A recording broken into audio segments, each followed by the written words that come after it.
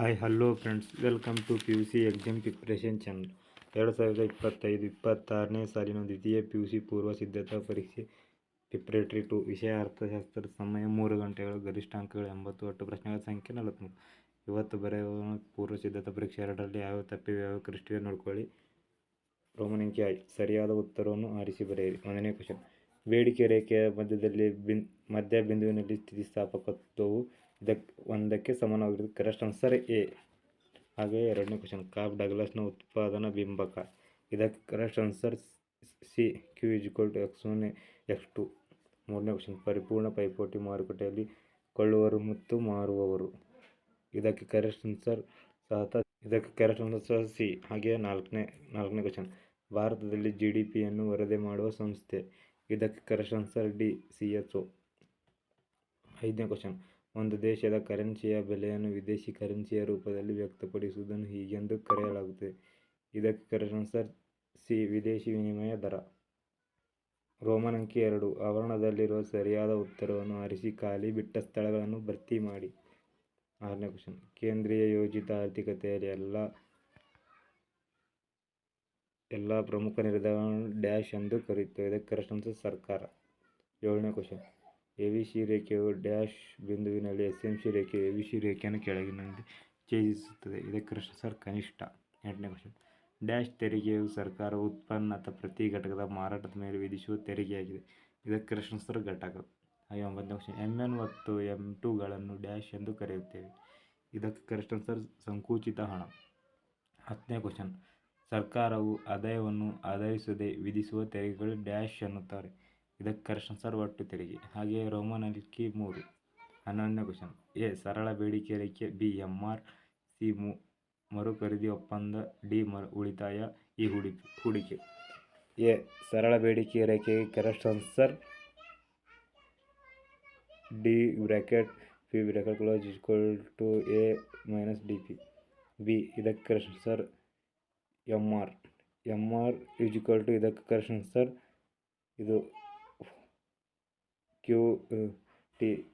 TR. ಹಾಗೆ C. ಮರುಖರೀದಿ ಒಪ್ಪಂದ.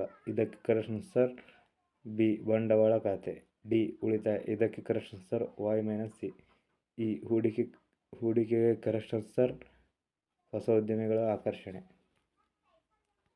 Roman ಅಂಕಿ 4. ಈ ಕೆಳಗಿನ ಪ್ರಶ್ನೆಗಳಿಗೆ ಒಂದು ವಾಕ್ಯದಲ್ಲಿ ಅಥವಾ ಒಂದು ಪದದಲ್ಲಿ ಉತ್ತರಿಸಿ. 12ನೇ ಕ್ವಶನ್. ಒಬ್ಬ ಅನುಭೋಗಿ 5 ಕಿತ್ತಳೆ ಹಣ್ಣುಗಳು 24 ಘಟಕಗಳಷ್ಟು ಒಟ್ಟು ತುಷ್ಟಿಗುಣವನ್ನು ಮತ್ತು 6 ಕಿತ್ತಳೆ ಹಣ್ಣುಗಳು 22 ಘಟಕಗಳಷ್ಟು ಒಟ್ಟು ತುಷ್ಟಿಗುಣವನ್ನು ನೀಡುತ್ತದೆ ಎಂದು ಭಾವಿಸಿದರೆ ಶ್ರೀಮಂತ ತುಷ್ಟಿಗುಣವನ್ನು ಕಂಡುಹಿಡಿಯಿರಿ. ಇದಕ್ಕೆ ಸಹ ಆನ್ಸರ್ ನೋಡೋಣ. 13ನೇ ಕ್ವಶನ್. ಪೂರೈಕೆ ಎಂದರೇನು? 14ನೇ ಕ್ವಶನ್. ರಫ್ತುಗಳ ಅರ್ಥವನ್ನು ಬರೆಯಿರಿ. 15ನೇ ಕ್ವಶನ್. CPI ವಿಸ್ತರಿಸಿ. 16ನೇ ಕ್ವಶನ್. ಕೊರತೆಯ ಬೇಡಿಕೆಯ ಅರ್ಥವನ್ನು ಬರೆಯಿರಿ. ಇವು 12ರಿಂದ 16 ತನಕ ಆನ್ಸರ್ ನೋಡೋಣ. 12ನೇ ಕ್ವಶನ್ಗೆ ಆನ್ಸರ್ ಶ್ರೀಮಂತ ತುಷ್ಟಿಗುಣ 2 ಘಟಕಗಳು. ಹಾಗೆ 13ನೇ ಕ್ವಶನ್ಗೆ ಆನ್ಸರ್ ಪೂರೈಕೆಯು ನಿರ್ದಿಷ್ಟ ಸಮಯದಲ್ಲಿ ನಿರ್ದಿಷ್ಟ ಬೆಲೆಗೆ ಮಾರಾಟಗಾರನು ಮಾರಾಟ ಮಾಡಲು ಸಿದ್ಧವಿರುವ ಮತ್ತು ಶಕ್ತನಾಗಿರುವ ಸರಕು ಮತ್ತು ಸೇವೆಗಳ ಪ್ರಮಾಣವಾಗಿದೆ. 14ನೇ ಕ್ವಶನ್ಗೆ ಕರೆಕ್ಟ್ ಆನ್ಸರ್ ರಫ್ತುಗಳು ಎಂದರೆ ಒಂದು ದೇಶವು ತನ್ನ ಗಡಿಯೊಳಗೆ ಉತ್ಪಾದಿಸಿದ ಸರಕು ಮತ್ತು ಸೇವೆಗಳನ್ನು ಬೇರೊಂದು ದೇಶದ ಗ್ರಾಹಕರಿಗೆ ಮಾರಾಟ ಮಾಡುವುದು. 15ನೇ ಕ್ವಶನ್. CPI ವಿಸ್ತರಿಸಿ. ಇದಕ್ಕೆ ಆನ್ಸರ್ ವಿಸ್ತರಣೆ ಗ್ರಾಹಕ ಬೆಲೆ ಸೂಚ್ಯಂಕ. ಇದಕ್ಕೆ ಆನ್ಸರ್ ಗ್ರಾಹಕ ಬೆಲೆ ಸೂಚ್ಯಂಕ ಇರುತ್ತೆ. Customer price index. 16ನೇ ಕ್ವಶನ್ಗೆ ಆನ್ಸರ್ ಕೊರತೆಯು ಬೇಡಿಕೆಯ ಆರ್ಥಿಕತೆಯಲ್ಲಿ ಪೂರ್ಣ ಉದ್ಯೋಗ ಮಟ್ಟದಲ್ಲಿ ಒಟ್ಟು ಪೂರೈಕೆಗಿಂತ ಒಟ್ಟು ಬೇಡಿಕೆಯು ಕಡಿಮೆ ಇರುವ ಸ್ಥಿತಿಯನ್ನು ಸೂಚಿಸುತ್ತದೆ. 2 ಅಂಕದ ಪ್ರಶ್ನೆ ನೋಡೋಣ. ಭಾಗ ಬಿದಲ್ಲಿ ಬರುವ 2 ಅಂಕದ ಪ್ರಶ್ನೆಗಳು. ರೋಮನ್ ಅಂಕಿ 5. ಈ ಕೆಳಗಿನ ಯಾವುದಾದರೂ 6 ಪ್ರಶ್ನೆಗಳು ಪ್ರತಿಯೊಂದಕ್ಕೂ 4 ವಾಕ್ಯದಲ್ಲಿ ಉತ್ತರಿಸಿ. ಇದರಲ್ಲಿ 17ನೇ ಕ್ವಶನ್. ಮೂಲ ಆರ್ಥಿಕ ಚಟುವಟಿಕೆಗಳನ್ನು ಪಟ್ಟಿ ಮಾಡಿ. ಹಾಗೆಯೇ ನಮ್ಮ ಡಿಸ್ಕ್ರಿಪ್ಷನ್ ಬಾಕ್ಸ್ನಲ್ಲಿ ಟೆಲಿಗ್ರಾಮ್ ಬೇಕಿದೆ ಜಾಯ್ನ್ ಆಗಿ.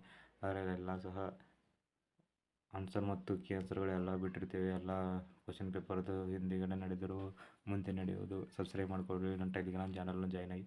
ಹಾಗೆ 12ನೇ ಕ್ವಶನ್. ಬೇಡಿಕೆ ನಿಯಮವನ್ನು ತಿಳಿಸಿಯೂ ಸಹ ಇಂಪಾರ್ಟೆಂಟ್ ಆಗಿದೆ. 19ನೇ ಕ್ವಶನ್.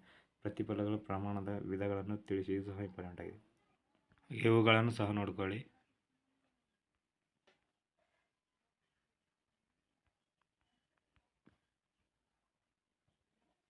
ನಾಲ್ಕು ಅಂಕ ಪ್ರಶ್ನೆಗಳು ಸಹ ನೋಡಿ.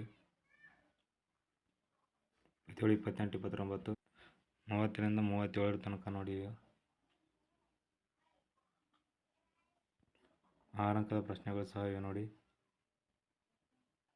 ಹಾಗೆಯೇ ಎಲ್ಲಾದರೂ ತಪ್ಪಿದ್ದರೆ ಕ್ಷಮಿಸಿ. ಧನ್ಯವಾದಗಳು.